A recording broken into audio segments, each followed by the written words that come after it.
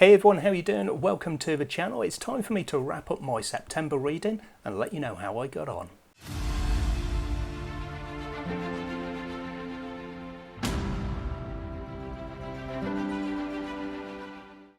So I feel like I've been saying this quite a bit actually in recent months, but September was a bit of an up and down year, a bit of an up and down month for me in terms of my reading and the reading quality. I'm going to go through the stats first of all, as usual. As always, there will be timestamps down below if you want to skip this bit and just go to hear my thoughts about the books that I read. But I had 5 completed books in September. In my notes, I completely forgot to check one of the other tabs on my spreadsheet, but I did also have a DNF. So in the stats, this one is not included whatsoever, but I will talk about it briefly when I look at the roundup of the actual books themselves.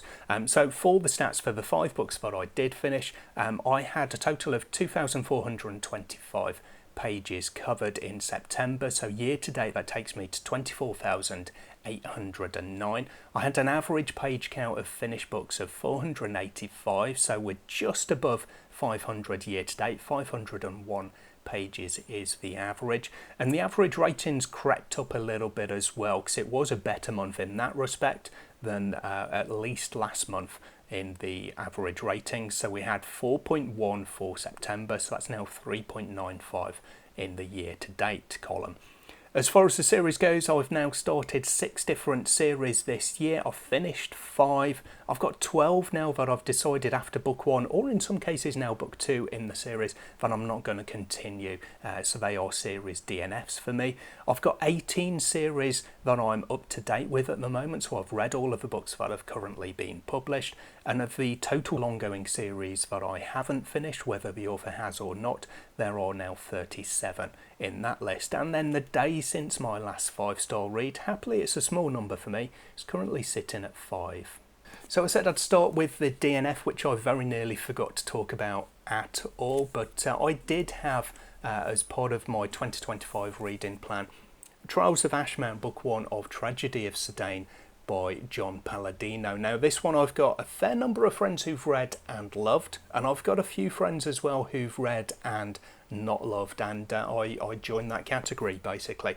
So with this one, I remember it was 18%. I don't know how many pages that equates to, but I read 18% of this one, and that was where I decided to put it down and move on to something else.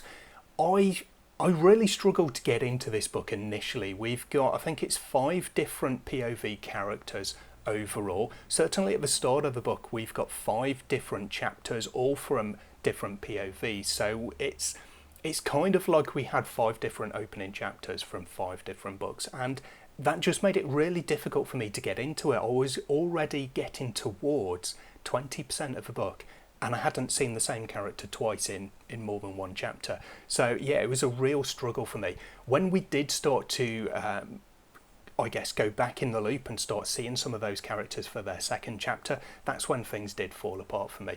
So I wasn't on board with it initially because of the way it was set up and the way it was written. Most of the chapters didn't really hook me anyway as effectively opening chapters, but there was one in particular where there was something that happened that I just didn't like at all. It didn't seem to have any purpose for me. It seemed to be done for shock value. I'm not going to talk about it because I don't give spoilers, but plenty of people in their Goodreads reviews or reviews elsewhere, I guess, have mentioned this. And yeah, it's just something that I didn't see as necessary. I didn't see as explained. It's certainly not justified because it's something that can never be justified.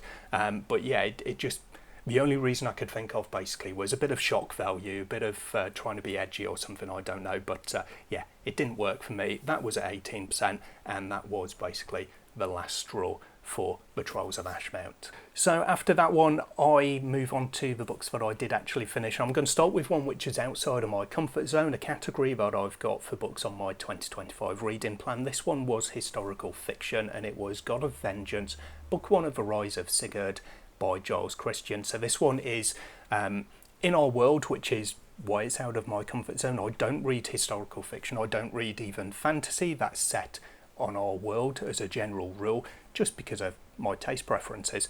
So this one is kind of Viking age. We've got Vikings, and they're they're not raiding Vikings in terms of raiding England, or the British Isles, which is kind of where you see a lot of these things with TV shows and things like that. But with this one, it's more kind of internal. It's more the politics of it, as we've got different clans, different families who are infighting. Basically, something happens, and then there's revenge that goes on, and that's kind of the main basis of our story. I really did like this one though. The writing of it I thought was very good. The battle scenes were very good. I liked a lot of the characters that we had in here, which was really great as well. The world building is going to be difficult for me to really quantify, I guess, because it's not a created world, but I liked the imagery that we had from it, so I think the author did a good job there. I liked it overall. It was an audiobook that I listened to, and I also thought that the narrator had a really good voice, a voice that suited this kind of story, this kind of genre, basically. I do find sometimes that you get a narrator who doesn't really fit, and that really spoils the book, because they may be well suited for one type of genre, but maybe not for fantasy, or in this instance, historical fiction. But yeah, the story overall I thought was really good. Probably my one... the one thing that I didn't really like about it was the ending, because it was a bit abrupt for me. As I said, I was listening to the audiobook, I was looking down in the middle of the battle scene, and the timer was saying I had like a minute or 2 minutes left of the entire audiobook, so it came on quite quickly. There wasn't really any falling action at the end of it. That should hopefully lead me directly into book 2, but I do like a little bit of a breather at the end of a book, rather than kind of almost finishing in the middle of an action sequence and then moving on from there. It seems almost as if a book has been written and then just cut to make it a smaller book or 2 smaller books.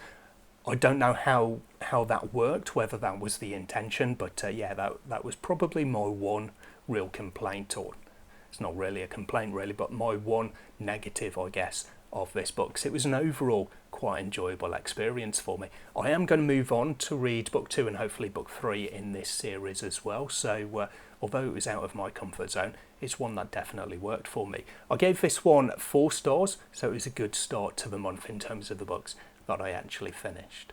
Another one that was on my 2025 reading plan, because I've been getting quite a few of these knocked off towards the end of the year as it happens. This one was from my Soft DNF Redemption, so it's a series of books where I've intended to move on to the next book, but I just haven't got round to it, and it's been so long since I read the previous book that I've decided to stop counting this as one of my ongoing series. So when I do my stats, it does mean that it's a little bit kind of difficult. I might have a series that I've DNF'd or a series that I've finished, and yet the ongoing series number doesn't change, and that's because I've revived one from the dead, basically, to add back into the numbers. So there we go. Anyway, this one was The Exiled Fleet by J.S. Dewars. It's book 2 of The Divide. Now, I didn't really like book 1 too much. I thought it was okay. It had a lot of good elements to it. This one was The Last Watch. There were just 2 main characters though, and one of those I really didn't like. He was kind of a bit of a Gary Stew, I guess you would say. He was the sort of character who was amazing at everything, but he didn't seem like he should be amazing at everything. He was kind of the saviour, and he didn't seem like he should be the saviour. So I just couldn't relate to him whatsoever. I didn't like him whatsoever, and it pretty much spoiled my experience of The Last Watch. Here in The Exiled Fleet, we're 6+ months on from the start, at least, of the first book in the series, and I thought that the character in question had kind of mellowed a little bit, and it was quite nice as well, because he's now integrated with the wider cast, the wider crew of the a couple of ships that we spend our time with, and I think that definitely helped, because it felt more kind of settled as a story as a result. And I did find that he wasn't quite the centre of attention. He wasn't the superhero saviour of everyone like he was in the first book. So it was kind of as if it was written for me, or with my complaints about the first book in mind. I know obviously that wasn't the case, but I definitely appreciated it, because it meant that I was able to enjoy this one a lot more. Some of the story aspects didn't necessarily work for me, that well, but overall I thought it was a decent story, and it sets us up actually really nicely for my tastes moving into book 3 of the series. The only downside of that is it is 3 books at the moment, but there may be more at some point later down the line. I don't know whether it's going to be a completed series at 3 or not. That's just how it stands at the moment. But we do have some themes of rebellion really ramping up. They're alive throughout the first 2 books of the series, but towards the end of this second book, and therefore moving into book 3, I feel that the rebellion aspect is going to take kind of centre stage, really, a much bigger stage than it did in the first 2 books. And again, it's one of those themes that I've been having some really good success with, so I'm looking forward actually now to moving on to book 3 in this series. This is another one that I gave 4 stars to, which is really impressive, really pleased me after those disappointments of book 1. Another second book in a series that I read in September was A Queen's Command, book 2 of Legend of Tel by J.D.L. Rosell. This is another of those books where I enjoyed book 1, but not too much. There were some things that I didn't really like, and again it came down to largely characters for me. I don't know if I would call him necessarily the main character, but certainly the character who lends his name to the title of the series is Tel, and I just didn't really like him. He didn't do anything for me. One of my main complaints about book 2 in the series, then, A Queen's Command, is still the characters. I didn't feel like there was enough kind of character development, enough character growth to help drive them through the series for me. Again, Tal was a character who I just didn't like at all, and where we've got a number of chapters obviously following him, I wasn't really invested in those. There were a couple of characters who I did quite like, so I enjoyed their chapters, but they're all around our main character who I don't like, so yeah, it was kind of difficult for me. The writing style is really good. The overall world building I thought was really good. You get an expansion of the geographical side of things here. You explore more of the world, but the thing that I did like about it was the political kind of geography of it, because we did get to see quite a bit of political intrigue. It played quite an important part of it. I did find that meant we kind of stayed in one place quite a lot, which I didn't necessarily like. But I did like the ins and outs of the kind of court intrigue and the betrayals and so forth that we had going on there. That was probably for me the highlight of the book. It's one that I've decided, because there's 2 more in the series and I'm not getting on with enough of the characters, I've decided to hold the series there. I'm not going to continue with it at the moment because I'm just not enjoying it enough to want to dive into book 3 and 4 of this series. So this one I gave 3.5 stars to. I can't remember what I gave book 1, but I think it was probably on a par with that one for me. Then we move on to my favourite book by far of the month. It's going to be one of my books of the year, I would imagine. I read book 3 of the Sea of Souls saga by N.C. Scrimgeour. This one is Tides of Torment. It comes out on, I think, the 12th, I might be wrong, of November 2025, so look out for this one. If you're looking for completed series, if you're one of those people who likes to wait for a series to be completed before picking up to read, now's the time to pick up Sea of Souls. So I've had a great time with this series overall. Mists of Memory was book 2, Sea of Souls book 1. I really enjoyed both of them, and Tides of Torment did not disappoint whatsoever. It carried on exactly where the previous 2 books have left off in terms of the enjoyment, the excitement, the overall kind of vibe of the books, and yeah, it's just one that I've had a great time with. So we've got a dark Scottish folklore inspired fantasy. Our main characters, or a bunch of our main characters, are Selkies, so that's quite unusual. I don't see that too much, certainly not in terms of main characters, so there are a few things that set this series aside from a lot of fantasy that you will actually find out there, or at least a lot of fantasy that I find out there. But because it's a dark fantasy as well with those elements, I think it's a really good mix, and one that really just stands out against the crowd of fantasy that's available. I loved all of the books in this series. I don't really have a bad thing to say about them because even though there are some things that I don't generally get on with. We've got pirates and we've got guns and cannons. They're not used too much though. So even with those things that I don't normally like in the fantasy that I read, I was still fine with them because of the way they're incorporated into the story and because of the overall story itself, by far overriding those slight negative kind of aspects for me. So yeah, overall, can't recommend this series highly enough. It is probably, I did mention this in my Goodreads review and on socials, but it is by far the best new series that I've read in recent years. So yeah, highly recommend it. If you haven't read Sea of Souls, get out there, check it out. If it sounds like it might work for you, please give it a go, because yeah, I absolutely love it and it needs more eyes on it, in my opinion. This one, I don't even need to say it really, do I? It's a 5-star read for me. And then I rounded out the month with another book 2 of the series. This one was The Dragon's Blade by Christopher Mitchell, which is from the Magelands Eternal Siege series. This is another of those series that I'd kind of left by the wayside really. I didn't know when I was going to get around to reading it, but I'm glad that I did in September, because it's another one that I enjoyed. I had a good time with it.